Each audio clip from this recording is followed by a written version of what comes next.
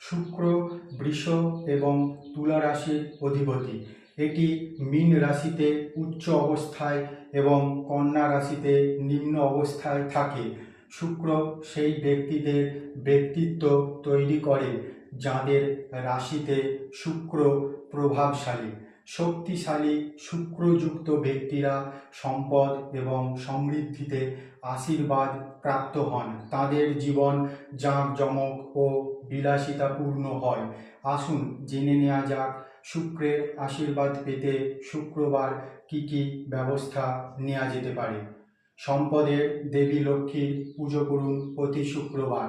শুক্রবার মা লক্ষ্মীর পূজা করা উচিত আমাদের সকলেরই।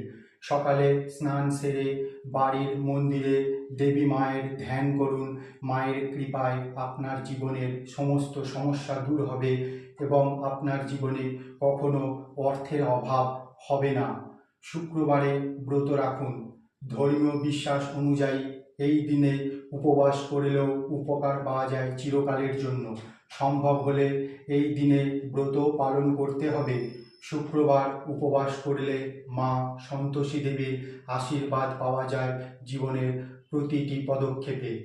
মন্ত্র জপ করুন শুক্রবার। ধর্মীয় বিশ্বাস অনুসারে মন্ত্র জপ খুবই উপকারী। লক্ষ্মীর এই মন্ত্রে জপ করলে খুশি হন মা লক্ষ্মী সহ শুক্রদেব এবং কুবের দেবও। মন্ত্রটি আপনারা ভালো করে লিখে নিন। মন্ত্রটি হল ওম শ্রী শ্রীয়ে নমঃ। বাড়িতে শান্তির পরিবেশ তৈরি করে রাখুন সর্বদাই। যেখানে মারামারি বা অশান্তি হয় সেসব স্থানে বা বাড়িতে মা লক্ষ্মী প্রবেশ করেন না। তাই মারামারি থেকে সর্বদা দূরে রাখুন এবং পরিবারের সকলকে বাঁচিয়ে চলুন। যে ঘরে ভালোবাসা থাকে মা লক্ষ্মী সেখানে চিরকালের জন্যেই বসবাস করে থাকেন। খাবার অপচয় করবেন না মোটেও শুক্রবার দিন। ধর্মীয় বিশ্বাস অনুসারে খাদ্য হল দেবী লক্ষ্মীর আরও একটি রূপ। আমাদের বিশেষ খেয়াল রাখতে হবে যেন খাবারের অপচয় না হয়। কেউ কেউ রাগে খাবার ফেলে দেয়, এটি কখনোই করা উচিত নয়। যারা এই কাজ করেন তাদের উপর মা লক্ষ্মী দেবী রেগে যান। সবসময় মনে রাখবেন খাবারের অপমান করা উচিত নয়।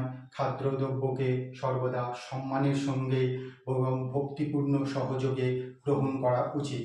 এই ধরনের আরও তথ্য সমৃদ্ধ ভিডিও পেতে চ্যানেলে যদি নতুন হয়ে থাকেন তাহলে চ্যানেলটিকে সাবস্ক্রাইব করে রাখুন।